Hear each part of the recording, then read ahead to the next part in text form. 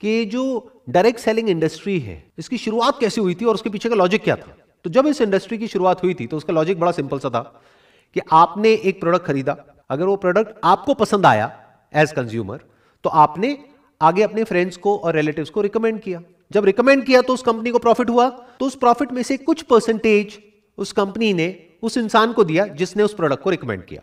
अगर इसी तरह से इस बिजनेस को एक्चुअल में किया जाए तो इसमें कुछ भी गलत नहीं है। लेकिन अगर एक कंपनी के जो डायरेक्ट सेलर्स हैं वो उस कंपनी के प्रोडक्ट के बारे में तो कोई बात ही नहीं कर रहे हैं, वो बात कर रहे हैं किसी ऐसे प्रोडक्ट के बारे में जिसका उस कंपनी के प्रोडक्ट से दूर दूर तक कोई कनेक्शन नहीं है। फॉर एग्जांपल, वो कंपनी बेच रही है साबुन, तेल, शैंपू और वहां पर बात करी जा रही है मर्सिडीज की, BMW की, और उस कंपनी को आगे से आगे जो लोग ज्वाइन कर रहे हैं उनके ज्वाइन करने का मकसद उस कंपनी के प्रोडक्ट्स या सर्विसेज नहीं है बल्कि पैसा कमाना है, यहां तक कि उनको प्रोडक्ट से कोई लेना देना ही नहीं है। तो ये एक कंप्लीट स्कैम है जिसको गवर्नमेंट ने पूरी तरह से बैन किया हुआ है। और इस स्ट्रक्चर में कुछ लोगों का तो फायदा होता है, बाकी लाखों लोगों के पैसे डूब जाते हैं। मैं आपको एक रियल लाइफ एग्जांपल देता हूं, उससे आप ज्यादा अच्छे से समझ पाएंगे। फॉर एग्जांपल, एक कंपनी है जहां पर 10 लाख लोगों ने ज्वाइन किया हुआ है, उसकी साल की टर्नओवर है 100 करोड़। वहां पे अलग अलग तरह के प्लान्स होते हैं, कहीं पर होता है कि आपको आगे 3 लोगों को ज्वाइन करवाना है, कहीं पर होता है बाइनरी प्लान, यानी कि आपको आगे 2 लोगों को ज्वाइन करवाना है। बट इन सारी कंपनीज को बोलते हैं डायरेक्ट सेलिंग कंपनीज। तो ये जो डायरेक्ट सेलिंग कंपनीज होती हैं ये अपने डायरेक्ट सेलिंग नेटवर्क में 30 से 50% के बीच में पैसा डिस्ट्रीब्यूट करती है। एवरेज हम कह सकते हैं 40%। 100 करोड़ में से 40 करोड़ रुपए चला गया इस कंपनी के डिस्ट्रीब्यूशन नेटवर्क में। अब ये अमाउंट सुनने में बहुत बड़ा लगता है, 40 करोड़ रुपए। और जो भी कोई नया मेंबर उस कंपनी को ज्वाइन करता है उसके माइंड में यही होता है कि अगला करोड़पति मैं ही हूं।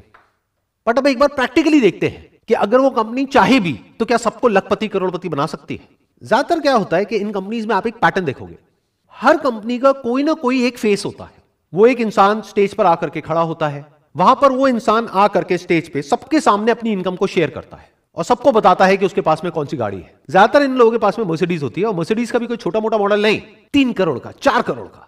इसके अलावा वो इंसान बताता है कि मैं कितना पैसा कमा रहा हूं इस कंपनी से, जो लाखों में नहीं होता है बल्कि करोड़ों में होता है। यानी वो इंसान स्टेज पर आकर के सबके सामने बोलता है कि मैं महीने का 1 करोड़ रुपए कमा रहा हूं इस कंपनी से, और लोग वहां पर बैठ करके तालियां बजाते हैं। वो जो ताली बजा रहे हैं उनको ये नहीं पता है कि वो 1 करोड़ रुपए आ कहां से रहा है। इन अदर वर्ड्स कि अगर वो इंसान कह रहा है कि मैं महीने का 1 करोड़ रुपए कमा रहा हूं इस कंपनी से, इसका मतलब साल का कितना हो गया, 12 करोड़ रुपए। तो 100 करोड़ में से 12 करोड़ ये इंसान ले गया।